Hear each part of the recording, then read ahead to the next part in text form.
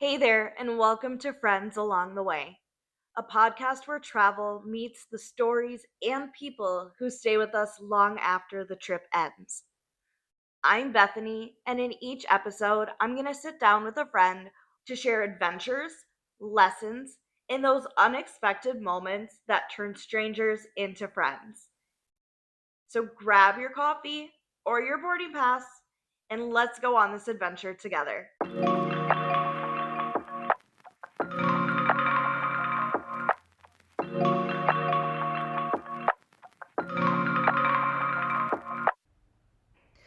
Hey, friends, welcome to today's episode. Today, I will be talking about my most recent adventure over to Europe back in September. And I went to 5 different countries, so I'm going to break it up country by country because there's a lot to unpack. And if I did it all in one episode, you would be here for a couple of hours. So you don't want to listen through that. And I do not want to talk for that long, even though I can talk like no other. So we are going to break it down. Today we are going to talk about Italy specifically. I went to Rome and then I went to Venice and then I went up to northern Italy, kind of by the Dolomites and the Alps area. So let's get into it. Ever since I went to Europe the first time to London, Paris, and Amsterdam through EF, I got a discount code and I bought another trip around Black Friday. So between Black Friday prices and the discount code, I got a pretty good deal. And I picked this trip because I was going to multiple countries, just like the last time. But this one I knew had 4 countries for sure. We stumbled upon a 5th. I was originally supposed to start in Venice, but I left a couple days early to go to Rome. And I'm so happy that I did. Loved every second of it. And let me tell you, you need to go to Italy. Go to Italy, go to Rome, go to Venice, check out the whole country. I know that I need to do more exploring, like going to Florence, the Amalfi Coast, all of those different areas, but I only hit Rome and Venice for right now. I went 3 days early to Rome and I booked myself a hostel. I always go through hostels.com and I actually just have the app on my phone. With the app, when you get your hostel, it's really nice because you get put into a group message type thing with a bunch of other people that are staying around the same time. So you can meet friends, go out, just meet up with people. It's really nice. And not all of them are at the same hostel as you. If you use the app, keep that in mind. But it's really nice to make and meet new friends. So I get into Rome. Oh gosh, I probably had the most tourist moment of my life. Because usually I use Uber, but I could not find my Uber, even though I was supposed to be in the right spot, could not find it.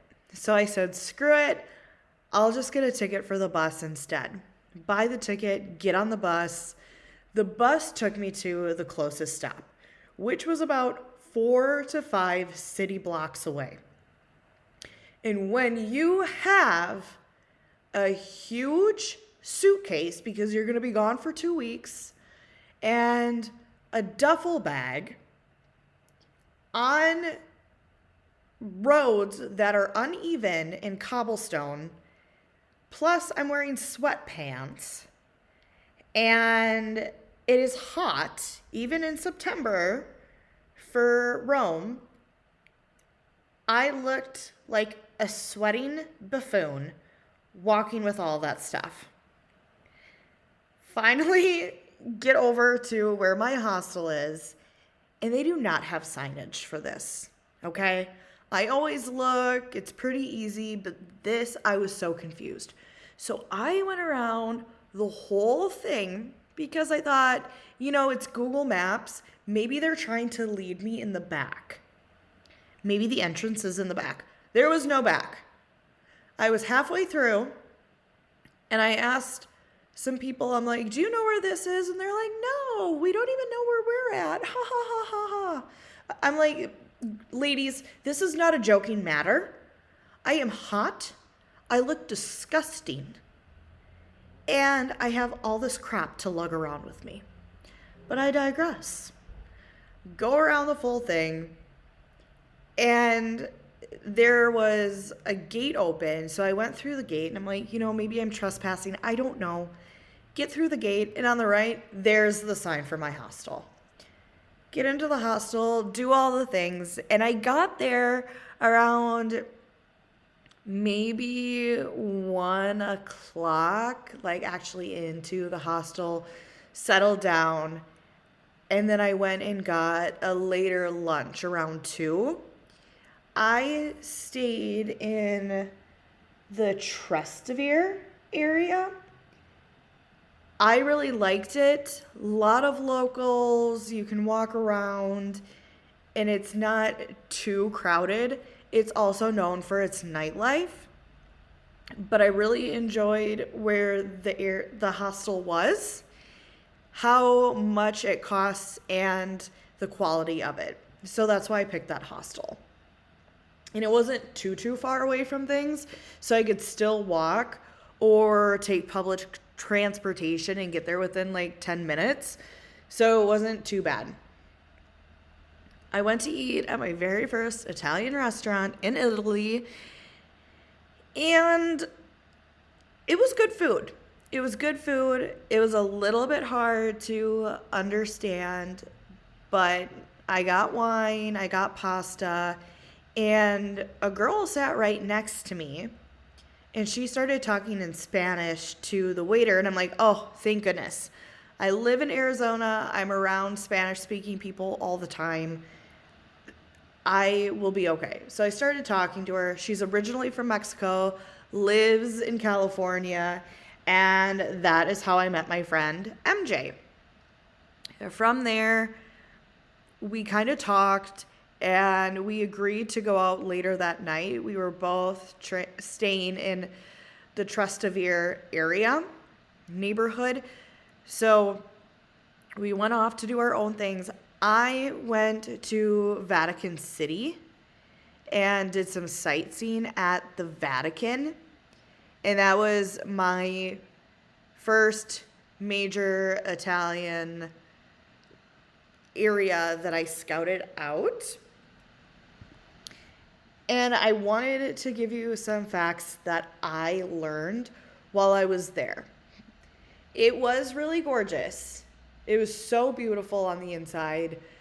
But let me tell you some things that I learned. The Vatican is its own country. It is the smallest country in the world. It is 0.2 square miles. So it really only takes you like 20 or 30 minutes to walk the entire thing. It has its own post office, license plates for the cars, radio station, newspaper, ATM, and even its own army, which is the Swiss Guard. It also has the world's shortest railway, and in the Vatican is St. Peter's Basilica. And that took over 120 years to build. And the construction was from 1506 to 1626. And it involved artists like Michelangelo, Bramante, and Bernini, which is really cool. And we all know that the Sistine Chapel, the ceiling was painted by Michelangelo. And unfortunately, it was against his will, but it is actually one of the greatest works of art ever created. and it was absolutely beautiful. Now we have the newest pope, Pope Francis, who lives there, but he doesn't actually live in the palace. He lives in like a guest house thing, and he's very modest and conservative about that kind of stuff. So he was not there. I highly suggest St. Peter's Basilica. Going in there, it's a museum, obviously, so you get to see everything. But it was so beautiful. And when you first get in there, you go up. It wasn't a set of stairs, but it was a winding staircase, but there were no stairs. It was just like a ramp. There we go. It was a ramp. And that took a little bit, but you get to the top and then you start this whole tour. You also can go into the courtyard area, and they have a place where you can get alcohol and drinks. And it was really cool. Even if you were to just sit there, absolutely amazing. So these museums that they have in the Vatican have over 1,400 rooms. And they say if you spent 1 minute at each piece of art just looking at it, it would take you over 12 years to see everything, which is so cool. It was a highlight. Not as amazing as the Colosseum, but I'll get into that. But it was really good, and I think I would have appreciated it a lot more if I did it on a different day, because at that point I was just kind of tired, full, and I just kind of wanted to go to sleep, in all honesty, because I had some jet lag. But we always persevere. Then I went out with MJ. We went to a couple different bars, met a guy from Ireland, met some other guys that only spoke Spanish. It was just a really good night. Next day, I have my cute little breakfast. Of course, I'm going to have a cannoli. I'm going to have my cappuccino. And what else did I have? I had like an Italian pastry, and it kind of reminded me of like a Boston cream donut, but on the inside it was filled with pistachio. It was really good. After that, I went to my favorite place in the whole entire world, and that is the Colosseum. The Colosseum was so amazing, so impressive. I have no words to describe it. That's how amazing it was. I was in awe the entire time, and I did not want to leave. But it was hot, and I got a sunburn. So the pictures that I got, I'm a little bit red in them. It is what it is, but you could definitely tell I was sweating in those pictures, and my face was all red, and they just weren't the cutest. But let me give you some facts about the Colosseum, because it is one of the 7 wonders of the world, and it is so freaking cool. So freaking cool. Still in awe. The Colosseum is nearly 2,000 years old, and it's still one of the best preserved ancient structures in the world. When you go in there, it is not the entire thing. Obviously, it has gone through some earthquakes, there's looting, and much of the stone was recycled to build churches and palaces throughout Rome. So there are pieces of the Colosseum spread out throughout Rome. It's not just in the one place, which I thought was super, super cool. It is one of the most visited monuments in Italy because, like I said, it is of the world. And it should have been on there the entire time.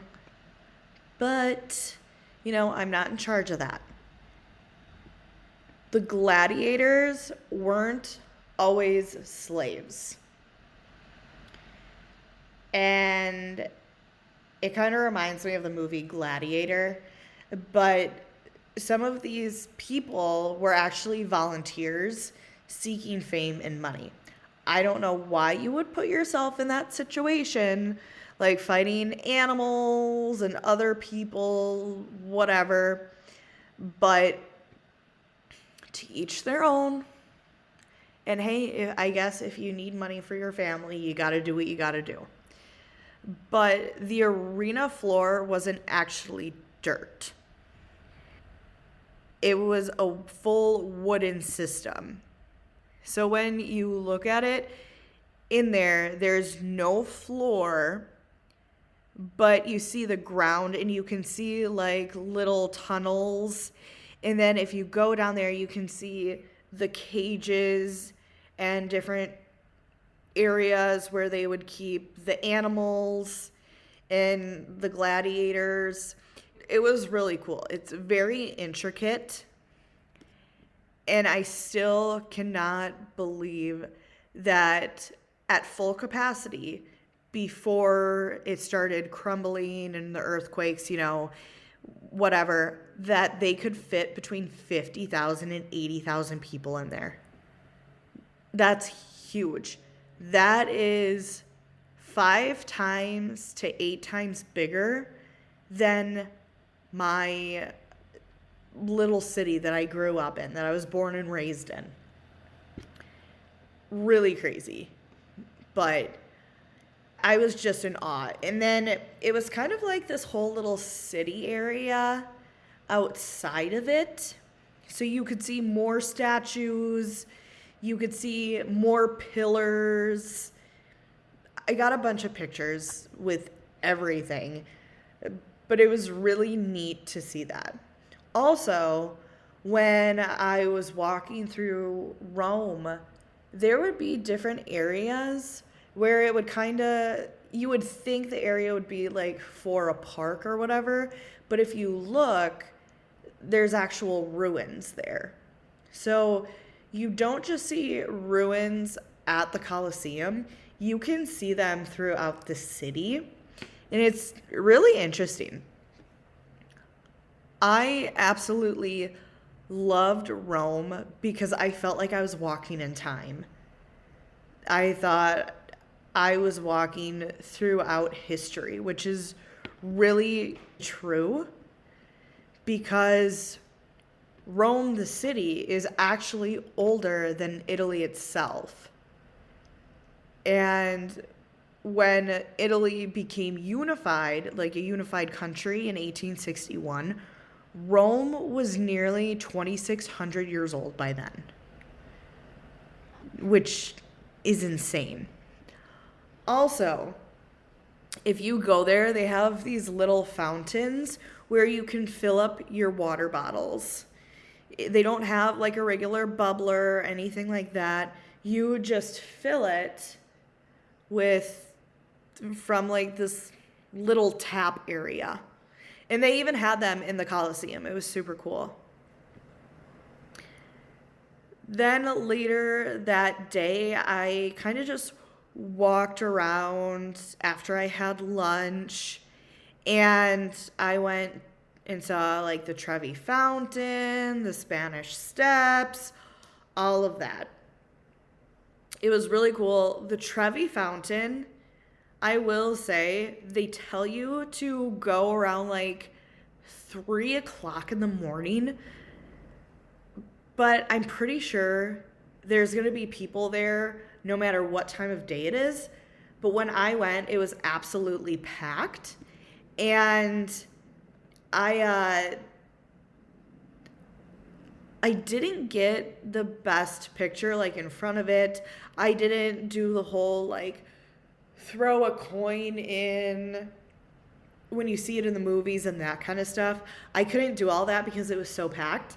And I really didn't stay that long because, again, so many people, it was just a little too overwhelming for me that I needed to go. But I got all the pictures that I needed, and I would go back and see it, probably on a shoulder season where there's less people. But I will tell you that you're never going to go at a time where it's completely empty.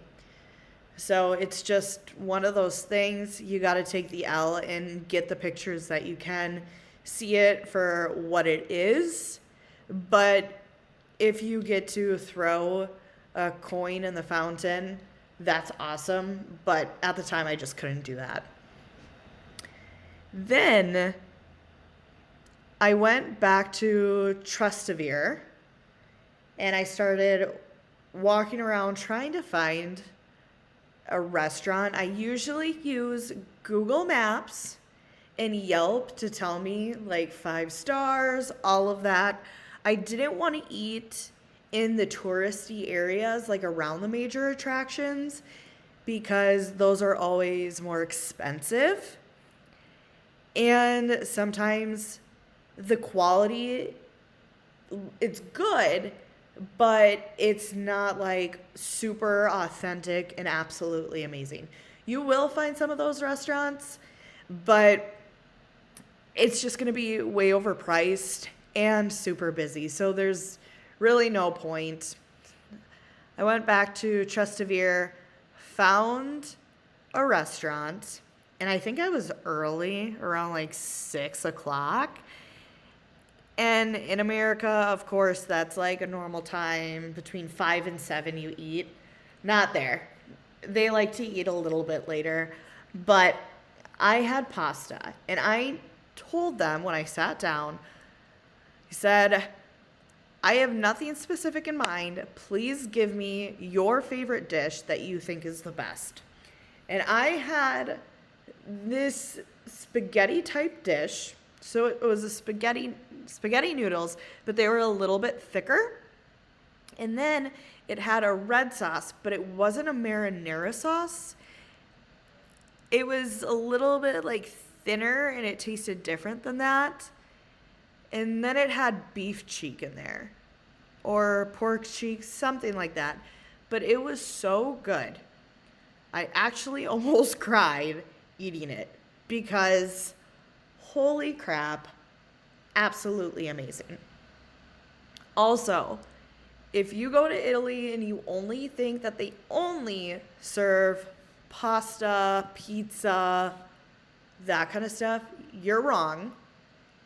They also have meat, fish that you can eat in different dishes like that. The Italians know that they cannot live on carbs and carbs alone, which I wish anybody could. But they know that they have to get their protein in. So there will be other dishes that aren't just pasta and pizza. I did not try to go out of my way to find a restaurant that wasn't Italian because I grew up on Italian food and I was in Italy. So why would I try to find like Asian food in Italy? Absolutely not. After that wonderful meal, I got gelato because duh. I got tiramisu at the restaurant, then I went and got gelato. And you're probably thinking, oh my gosh, that is so much dessert. You know what? Be quiet. Because if you are there, I highly recommend that you get multiple desserts, okay? Plus, you walk so much that you walk off the calories. So don't come at me with that. And after that, I went to a little wine bar and it tasted really, the wine in Italy is so good. It is not like American wine at all. I feel even going to like Total Wine or whatever, and you kind of get fancier wine, it still doesn't taste as smooth and as fresh as Italian wine. I know some people like Spanish wine, and I will get there one day. I will get to Spain to taste the wine. But for right now, Italian wine is my number one favorite. That was my last night there, and it was just such a good, relaxing night. In this trip, I did not go out as much as I did the first time in Europe. So maybe I'm getting older. Maybe my grandma side is coming out a little bit more. But I just had a great time relaxing, drinking wine, watching people, enjoying seeing others just live their lives. It's probably one of my favorite things to do, just sit and watch and relax. So that's what I did. The next day, I took a train from Rome to Venice now. And when I get in Venice, that's when I start my trip with EF and meet my group and all of that. But let me tell you, Cecilia, who I met on the train, is originally from Venice, but goes to Rome and Paris and London because she's an art historian. And she is the first art historian I've ever met. And she is so cool. And I love the fact that Europeans push so hard for the arts because it's so beautiful, so cool. And I know that sometimes it doesn't always pay the bills, but kudos to those people who love that type of work, who are good at that type of work, and really don't care how much they're making because they're living out their dreams. So Cecilia was amazing. She did not want to be on the podcast, but we had great conversations.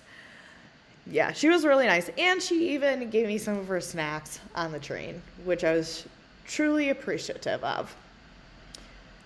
When I get into Venice, I forgot some, okay. So when it comes to hostels, you should always have a pair of flip-flops to use, like water shoes or shower shoes, I should say. And I did not have any. They didn't give me any at this hostel. So I had to go out and be a local and buy them. I think they were a little bit expensive. And I didn't know the sizing. So I kind of guessed. They're a little too small for me, but whatever. And I will say, I did not stay in Venice, because Venice is obviously multiple islands put together, and it would be super expensive to stay there. So my group stayed in the town right outside of it, on the other side of the water, on the mainland, and that's called Mestre. Yeah, Mestre. That's how I pronounce it. I'm not going to say that that's the right pronunciation. Go there. I would not stay there. In my personal opinion, the hostel was really nice, but I wouldn't stay in that area. It's kind of run down, and it's not like you would be staying in an area like in Rome where it's nicely kept, bunch of people. Yeah, it was kind of run down and a little bit ghetto in my opinion. But we only stayed there for a night, which wasn't too bad. 2 nights, actually. So the first night, we had our group welcome dinner, had pizza, had gelato. It was really nice. And at the hostel, they do different activities every night, depending on the hostel. That night was karaoke night. So I sang some karaoke, made some new friends, and actually, every time you would go up and sing, you would get a free shot. So that's basically why I sang, for the free shots, because I am cheap and the drinks were a little bit pricey. So I didn't want to go and buy drinks. I would rather sing my heart out and sound bad and get free drinks that way. So that is what I did on the first night in Venice. The next day, we actually go to Venice. And it was really cool. I personally think that it's only a day trip type of thing. But if you want to stay there for a couple of days, that's totally cool. But here are some things that you need to know about Venice that you may not know. Venice is built on more than 100 islands. So technically 118 small islands, and they're all connected by bridges and separated by canals. The whole city stands on wooden pillars, and the water actually preserves the wood because there's no oxygen to make it rot. So that's why it's still standing, which is kind of crazy. It is also sinking very slowly, so 1 to 2 millimeters per year, and eventually it will probably be no more. When that is, not too sure. What surprised me is that there are no cars in Venice. And then there's also no type of skateboards, bikes, any of that. You have to walk. That's how you get around. Or you can take boats, and they have water buses, gondolas, water taxis, and ferries. That is how they get around. So by foot or by water. And there's so many people there sometimes that you kind of have to step to the side and allow other people to walk through. Like, it can get very crowded. But it's still a great time. It is so pretty. I went on a gondola ride, and gondolas are very symbolic to the Venetian culture and extremely regulated. So they all have to be painted black. They have to be exactly 11 meters long, and they have to be built with 8 different types of wood. Also, it has St. Mark's Basilica on it, which has over 85,000 square feet of mosaics. Super pretty. I got to go in, and it was actually St. Mark's Basilica along with like 2 other museums. So then I also went into a different basilica as well, and it was really pretty. They are also known for their glass making and the masks. Like when you go to a masquerade ball, they're known for those masks. It's really interesting. And they have a cemetery island, which is also cool. Did not go. Don't want to go to a cemetery, but it's a very interesting place. They also truly love Venice or Venezia. So the Venetians have so much pride in where they live. Also, they basically were their own, they had their own government to govern them for the longest time, and then Napoleon took over back in the day, and from there Italy kind of took over Venice, and Venice is governed by Italy. 3 years ago, they went to the Italian government and they asked if they could be ruled by their own government and have their own government, but still follow the laws of Italy and still fall under Italy. But that request was denied, unfortunately. And all they want is to be back in their little state of the world, and they really want Venice back. From Venice, actually, no, I'll tell you one more thing about Venice. Because it's still in Italy, pasta, absolutely amazing. The carbs, we love it.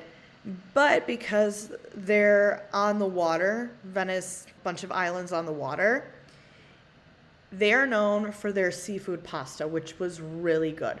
They're also known in that area for the wine culture. In that region, it's huge. So the Veneto region in which they're in produces Prosecco and many other Italian wines that are very elite, which is why after Venice, we went to a family-owned winery. And we tasted a bunch of different wines. We had dinner, appetizers, all that kind of good stuff. And the owner of it brought in his son, who was super cute. One thing about Italy, very good-looking men. So I'm going to stop and just say that. Very good-looking men. When I was in the line to get into the country and go through customs, there were so many hot men just in that line. They outrank the U.S. by far. Blow them out of the water for good-looking guys. Okay? I know. You guys, European men are just so much better than American men. And I hate to say that because I do love America, but the men here are very mid. And that is a Gen Z term that I will use because it sounds nicer than saying they suck. So, back on to the whole winery thing. Thank you for letting me be up on my soapbox for a little bit about that. Get to the winery, we're having dinner, all that kind of good stuff, trying all the wines, and the son comes out, but then the owner's father also comes out, and the owner's father loves opera. So he was singing opera to us, and he was a very, very good. Then all three of them joined in and sang, and it was adorable. It was great. Like, he was so good. He was so good. It was definitely an experience to remember. We learned all about wine. I don't remember all the fun facts because I probably drank them all away with all the wine that I had. But then I bought a 6-bottle case and had it shipped to the U.S. to my aunt's house back in Wisconsin. And I got a bottle for everybody in my family. And I didn't get a bottle. But when the wine came in, everybody just opened up the bottles and started drinking them. They didn't even wait for me to come home for Christmas to try these with them. And I'm not a fan. And I'm a little upset. I am not gonna lie. I wish I had my Italian wine, but I do not. All I have are the memories. Yes, I know I am kind of being a baby about it, but it just kind of makes me mad. A little upsetting.